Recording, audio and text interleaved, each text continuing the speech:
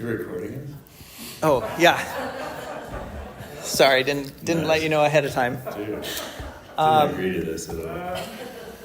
It's always one of my favorite things to get to sit down with Bill. We've been doing this now for several years, and I remember back to the first time how stressful it was for me, because I like my structure and I like to know where things are going, and that's just not really where Bill, how his mind works. So it's taken us a while to hammer out our systems here, but I think we're getting better at this. That's what my wife says all the Yeah. time. So She has to put up with that all the time. By the way, Katie Kerpane is leading our March Madness. Yes. thank you. That's important. Speaking of order and structure, You wanted an example? Yeah. There it is, man. Yeah, there we go. March Madness and Jesus. Let's go. So we're actually wrapping up our study of the book of Mark today, and I'm just curious before we jump into things with Bill. We've been in the book of Mark since September, and I know that's a lot of time to think back over. But is there anything from the book in reading it together this time that stood out to you, either a point that we made in a service or just something from reading the book? Some of you filled up your pages in your little Mark booklet months ago, but I'm just curious, is there anything that's going to sort of be a takeaway from this series for anybody? Anything Immediately, yes. The whole title of the thing was Right Away Jesus. And you hear that again and again in Mark, how Christ is so quickly there. Anything else? Well, I was kind of thinking, why do we have to be in a hurry to do this? Because there were several comments, we're still here. Oh, yeah. Yes. Thank you, Ron. I appreciate that support. There's no rush to get through a series. Yes. God is not on our side. Yes. And really, there's just so much good in his word, and it really doesn't matter what the passage is. You can just continue to mine it for good things, even if you're there a while. Yeah. Anything else? I liked the one where Jesus is asking, "Who do you say that I am?" And that he invites us to use our voices and to answer that question. Yeah. Yeah. That's good. Well, I hope it's been a good series for you as we've gone through it. And as we wrap up today, what I'd like to do, I want to read through a section from the last chapter of Mark. And when I told Bill kind of where I was thinking of going earlier this week, he grabbed my yellow pad from me and immediately began writing on it, which is not what he normally does, but it told me that he had some things to say about this. So what I'd like to do is just read through the passage, and then I'll set it up and then hand it over to you and ask you for your thoughts on this. But let's take a look at Mark chapter 16, starting in verse 9. It says, "Early on the first day of the week, after Jesus had risen, he appeared first to Mary Magdalene, from whom he had driven out 7 demons. She went and told those who had been with him, who were mourning and weeping." So that would have been the 11 primary disciples. "And when they heard that Jesus was alive and she had seen him, they did not believe it. After this, Jesus appeared in a different form to 2 of them as they walked along in the country." This is the story we talked about last week. And you can see why I moved from Mark to Luke to tell the story, because that's all Luke gives us of detail. he's always just so abbreviated. So anyway, these two that were walking along in the country, and they went back and reported it to the rest. But again, they did not believe them either. Later, as they were eating, Jesus appeared to the 11 and rebuked them for their unbelief and hardness of heart, because they did not believe those who had seen him after he had risen. And he said to them, "Go into all the world and preach the gospel to every creature." We're going to stop there. There's a little bit more at the end of the chapter.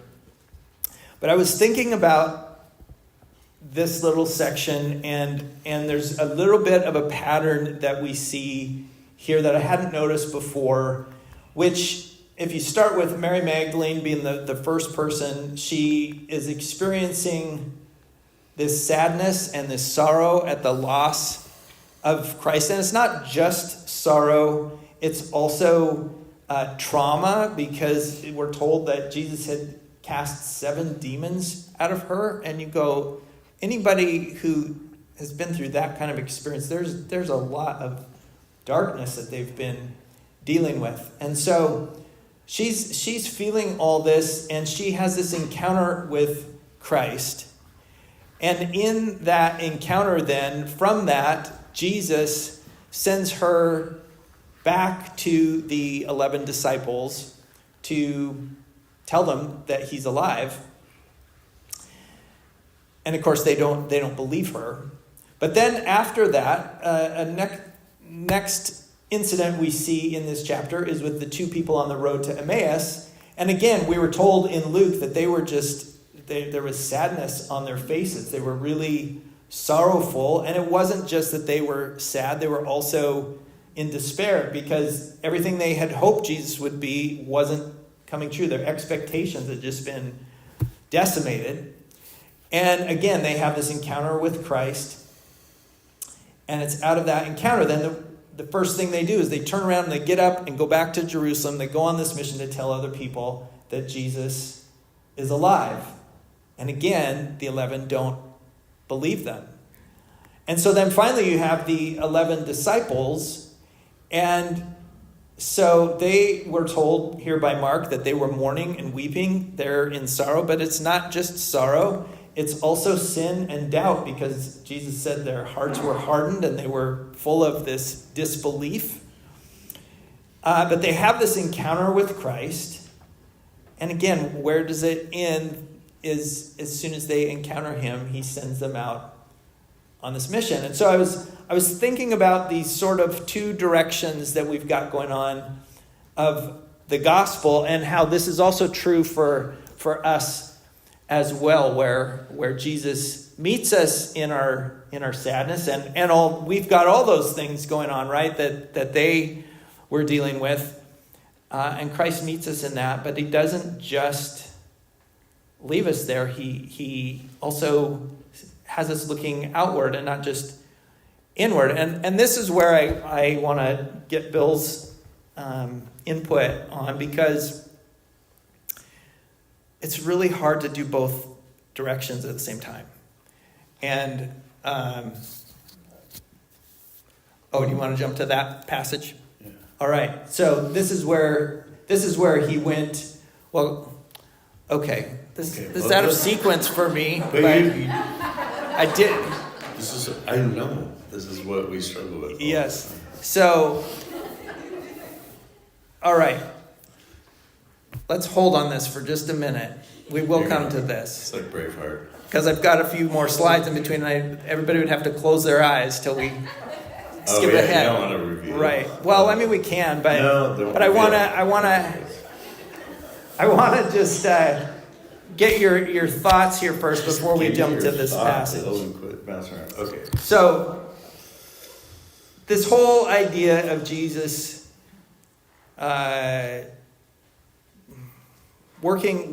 meeting us in our sorrow, but not leaving us there, and how easy it is to just stay there. What would you like to say? And then we'll go wherever you would like to go.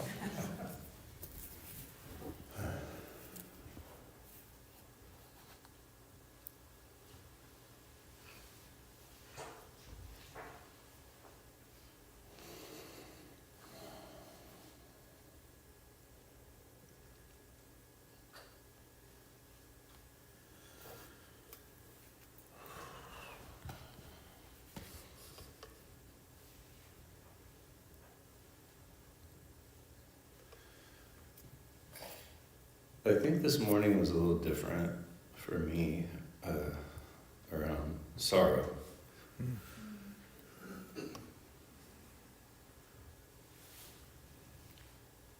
So it's different to talk about something when you're in the middle of it, or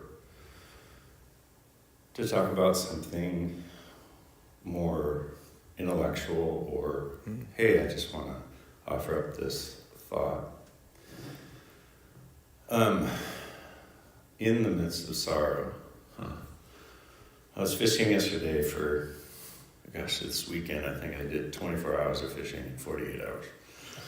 So I have a good friend of mine that I love to fish with, and we go out to this place called Rocky Ford, and it has these gigantic trout, and you really have to work hard to catch them. And he's a good friend.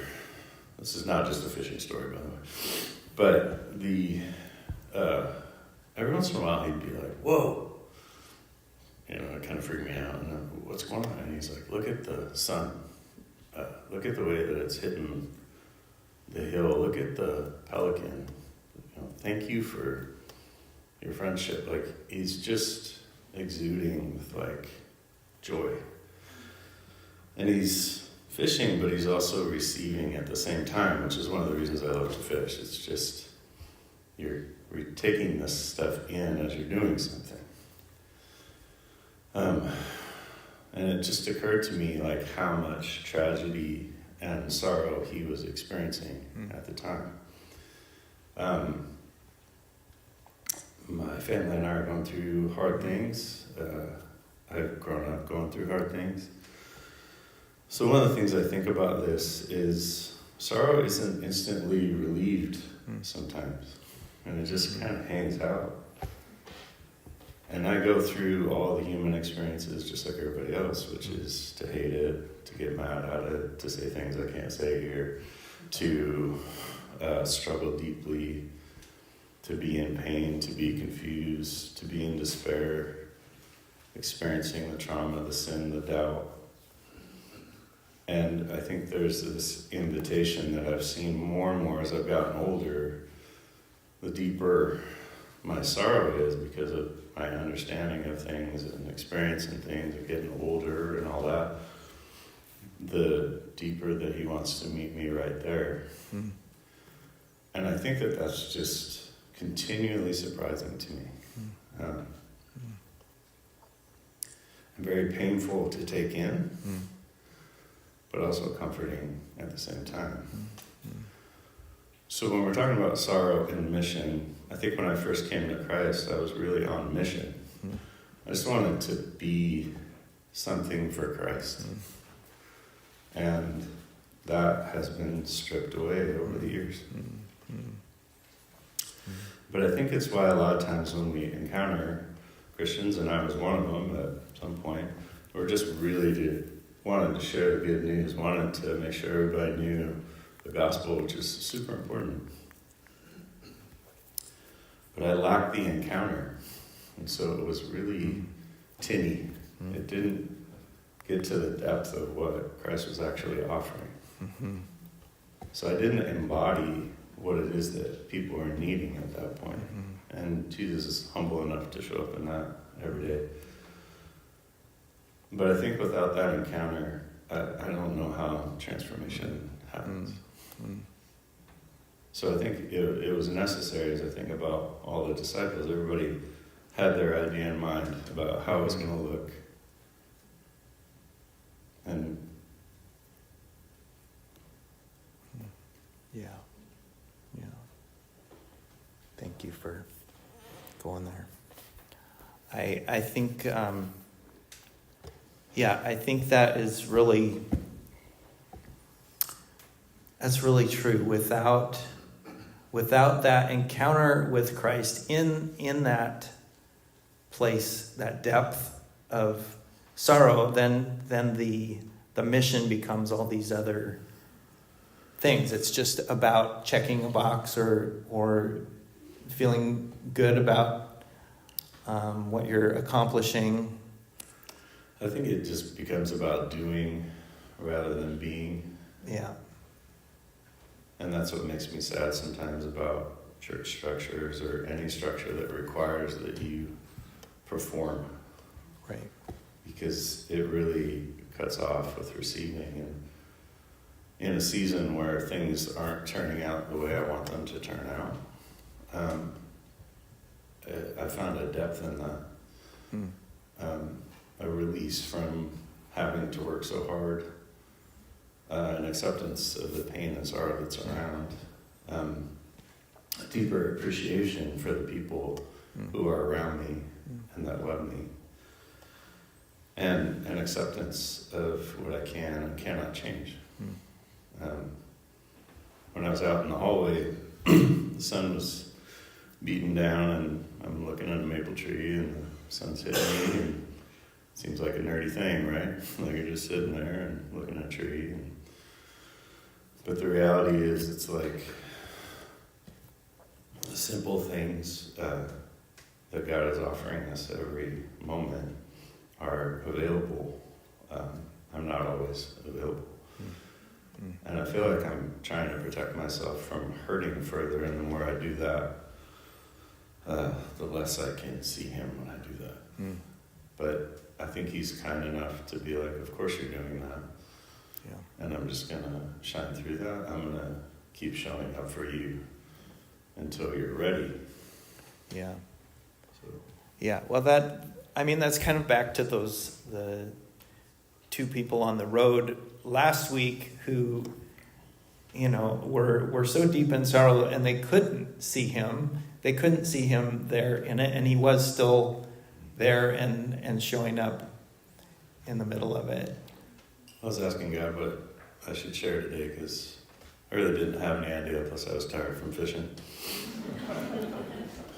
And I don't hear God say things, but it just sounded like, just share your broken heart. Yeah.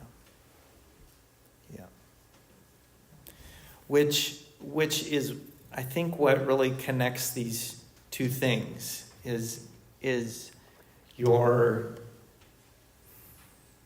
sharing your broken heart is the mission. Like that, you're sharing Christ's encounter with you there, even when it's still broken, is the work that he's doing that he can use. And this is where we get to the. But that's why the fishing was so good.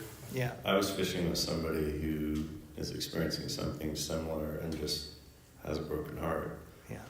And we're laughing and enjoying things, and I pulled him into the water by mistake at one point, and then, we're enjoying good cigars and talking about life and appreciating our families and actually just being in the moment for 13 hours straight while you're fishing, right?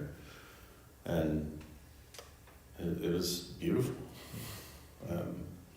So there's a joy there too. I guess that's what I want to share, is like, I'm being comforted in the midst of suffering. And I don't deal with suffering well all the time. And I get annoyed and I get angry and, I get fearful and I get pulled off, and I don't think he cares. Not at all. I think I just have to keep going back to mostly, which my prayer now is just help. Like I can't do much. Yeah. Yeah.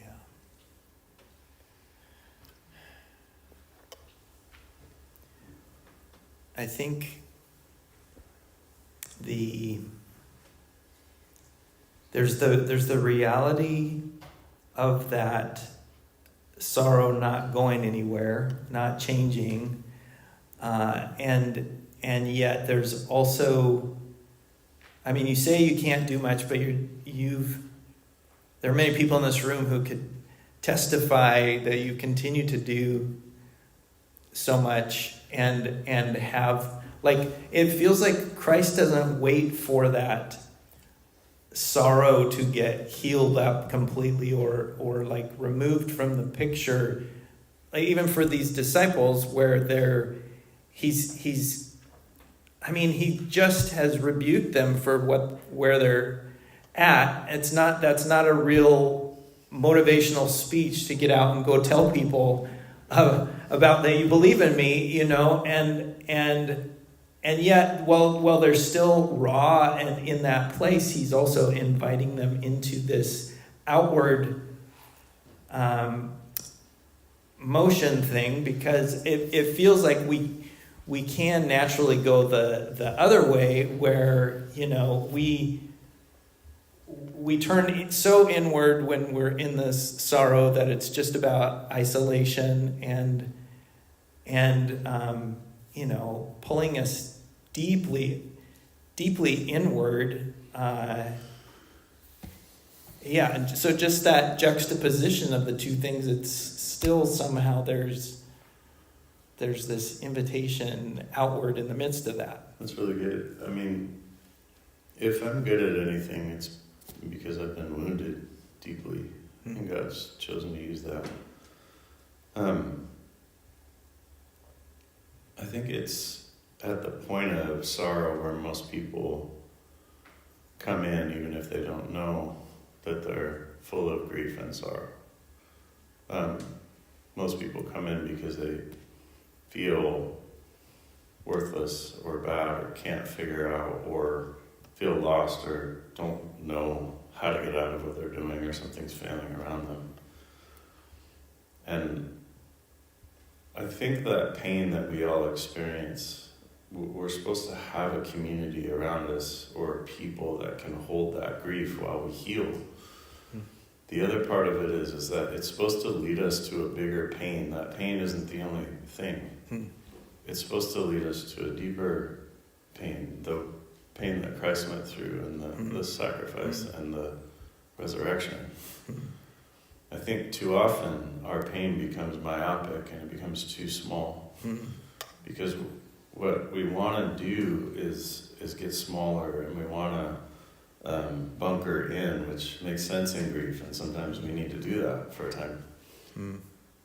But that's not the purpose of life, to bunker in and get through the vulnerability and the risk that it takes to be in pain and suffer, and then come out of that and lead into a deeper suffering, is supposed to create where the joy and the abundance and the life is. And so many people carry so many things. We all do, from young, whether it's abuse or neglect or trauma or peers or whatever. I'm looking at all the teenagers, my teenagers. Oh my word, like the world we live in just becomes so about myself. And how's your pain, and what are you, and are you bipolar? And I was like, hold on, like there's a human being in there that's suffering and needs to receive something. And that doesn't happen because you're looking at social media or whatever. So I think God's design is to work with where we are most broken, and we're supposed to receive there. And that receiving, by the way, isn't just for us, though it's intimate. It's supposed to be spread out. Now we can go to your now we can verse, the list. your verse that you had mentioned earlier. Do you want to talk about? Can you read it? I can't read it. I'll lean in a little bit, and I can. Praise be to the God and Father of our Lord Jesus Christ, the Father of compassion, the God of all comfort, who comforts us in all our troubles, so that we can comfort those in any trouble with the comfort we ourselves have received from God. For just as we share abundantly in the sufferings of Christ, so also our comfort abounds through Christ. If we are distressed, it is for your comfort and salvation. If we're comforted, it is for your comfort, which produces in you patient endurance of the same sufferings we suffer. And our hope for you is firm, because we know that just as you share in our sufferings, so also you share in our comfort. It's a lot of comfort. It's a lot of comfort there. Yeah. So I feel like that's that's true that God comforts us to comfort other people, but I feel like there's also, in this idea of inviting us outward from the point of our pain, it feels like it's not just about other people, though. It's also, there's something in that for us in engaging. Yeah, I think it's very intimate. The thing that you said where it seems kind of harsh, that he's going after them, rebuking them. I think there's something really intimate about the way that he interacts with each disciple, and when they're in their sorrow, I don't think it's just like a mad rebuke. I think it's like, go out and do it anyway. Because I think he's like, that, you already have it. You have the doubt, you have the shame, you have the sadness, you have the pain. Now, all you have to do is receive from me and go. And so I don't think it's mean. Like, I think it's like a good dad who knows where you should head, even if you don't feel like it. But I also think it's really intimate and vulnerable and open to receive what God has for us. And if we can't receive it, I don't know what I'm going to give you. Because if I'm not receiving, I'm giving you something that I think I'm really important around. Yeah. And I don't think I'm important. I just think I'm loved and valuable. You had made a comment on Tuesday that I wrote down that was, receiving from Christ is where we're most ourselves. Can you say a little bit more about that?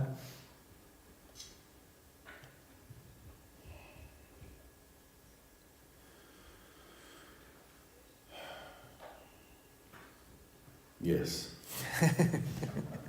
Will you say a little bit more about that? This is just my experience of it. So, I've seen this in people who have received a lot. Like example of my wife, who is just faithful and has a loving family and shows up all the time. And when I watch her do her things, it's really who she is.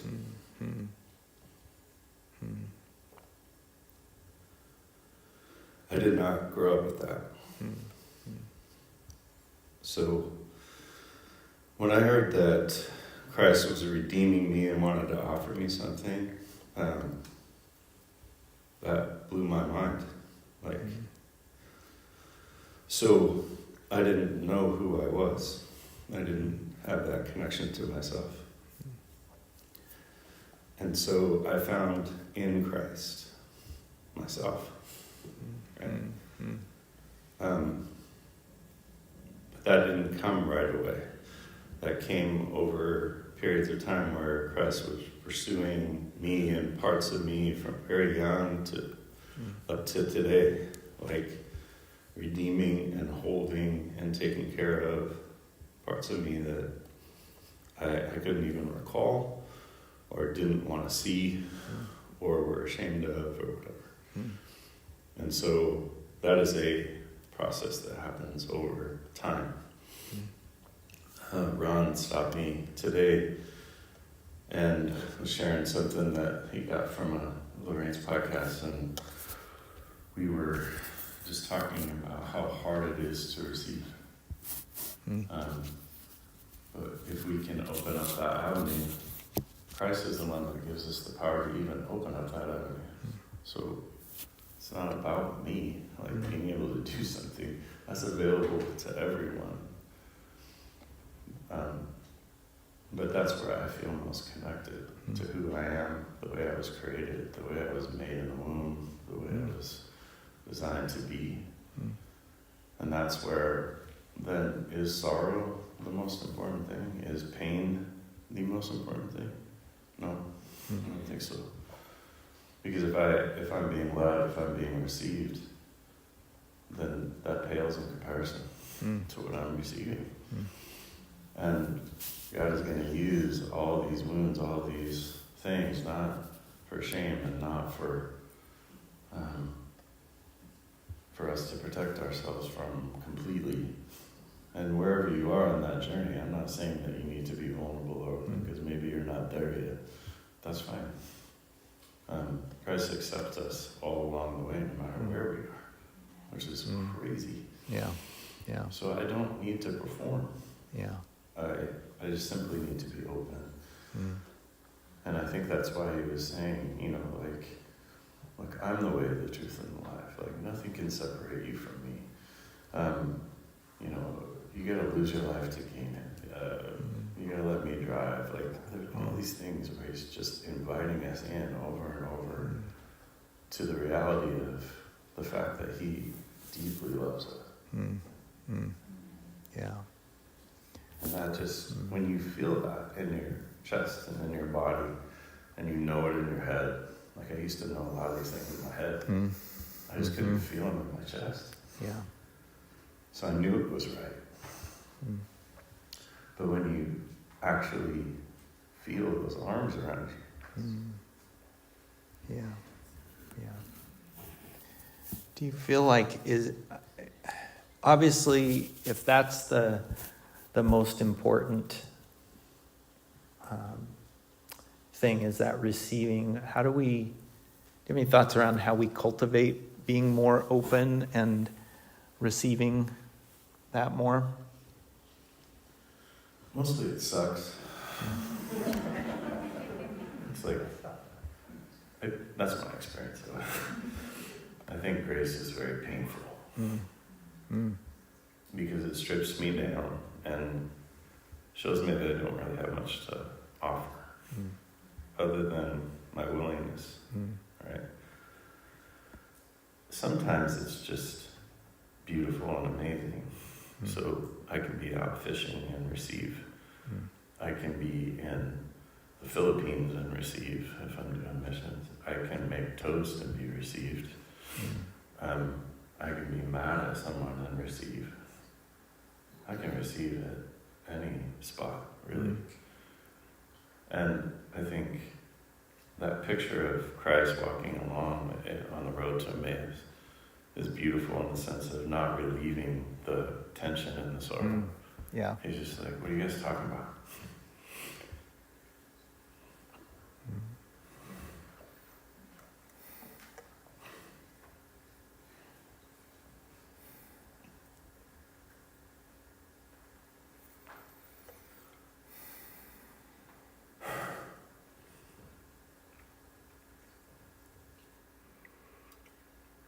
Glad I have this. He's curious, even though he knows. Yeah. Yes. And he's asking for our benefit. He just wants us to name it. Yeah. I don't know. We lost someone and we're screwed. Oh, cool. Walking along. Sitting down and eating with them. I still don't know. Because you guys seem sad. You guys seem broken. Breaks bread. What the? And then leaves. It's like that all the time. It's like he's dive bombing us and then leaving. But he's not going anywhere. He's right there. That's what I think is so painful, like he's there all the time. Also, beautiful. If he can't be with me while I walk through this, then I don't want anything to do with him. But if he's gonna walk through everything and be there for every step, and simply he just wants me to take it in, he's gonna do the rest. I can't do that out of my own effort. I don't think anybody can. But that's the beauty of it. I said over and over again. No matter how long we've been in faith or little, no matter how young or old, it doesn't matter. Then we just do it over and over again. And he's like, oh good, I'm so glad. I'm so glad. I love you. Yeah, that's really good. I love that line of he's curious even though he knows. And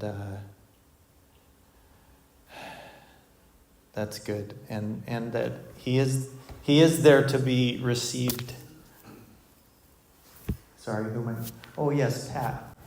I don't mean to be a Badinsky, but just something that I found myself. I've had 3 adult children die from different things, sometimes illness and accidents.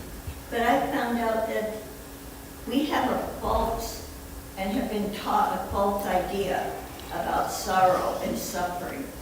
We think we should have this false face. Oh yeah, I'm getting through it, God doesn't mind if you scream and holler and jump and throw plates and whatever you need to do. Christ is our example. If you look when he was in the garden, when he realized he was being rejected by his people, he cried, he wept, he was in sorrow. When he was in the garden, he was shredded. Yeah. And so that should show us that sorrow is a natural part of overcoming. You don't stay there, you don't stay in self-pity, but you say, this is another day. Because sorrow is in waves. Yeah. One day you're feeling, okay, I'm coping, and the next day you're completely smashed because something came up. Yeah. And so not to be discouraged because of these human emotions. Yeah. Because even in the Middle East, if you noticed in that culture, they take a couple of weeks out, they shred their clothes, they scream and holler. They have mourners that are around. Because there's something about timing and giving sorrow time to dissipate. Yeah. Yes. Thank you, Pat. And I'm so sorry for all that loss. That's a lot of loss. And I think too that that's brilliant. And if we all have to go through a personal exodus like Gethsemane, we have to leave something and suffer deeply to know joy. Yeah. And it's beautiful. Sometimes I usually reserve this for when I'm fishing alone, but I'll go to the Yakima River and take off the number of fishing things and get in the river, and I will scream and yell and cry and laugh. And then if there's people there, they probably think I'm freaking nuts. But the reality is, if I don't get that out somewhere, if I don't just scream and cry, and literally I just jump down into the cold river and try and wash it all off, right? But I feel like I'm there met, because he understands that. If I can't embody that, then you're right, I have to put on a fake face. I just have to tell people how blessed I am, and then go home and suffer. And it just sucks. And there's nothing that feels worse than knowing what I really want and what I'm actually getting.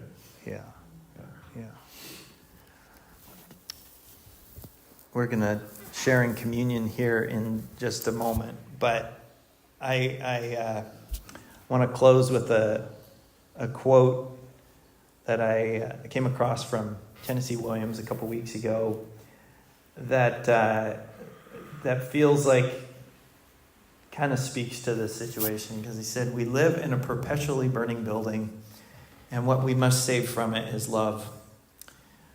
I think I would modify that just a little bit and say obviously it is a perpetually burning building.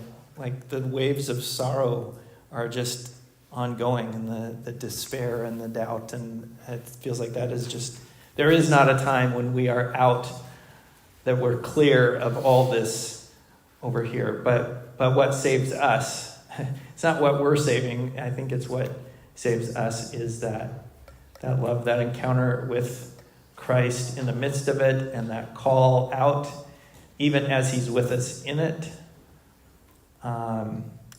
And that's what the Lord's Supper reminds us of, is what he did to come and join us in it. So I'm going to pray,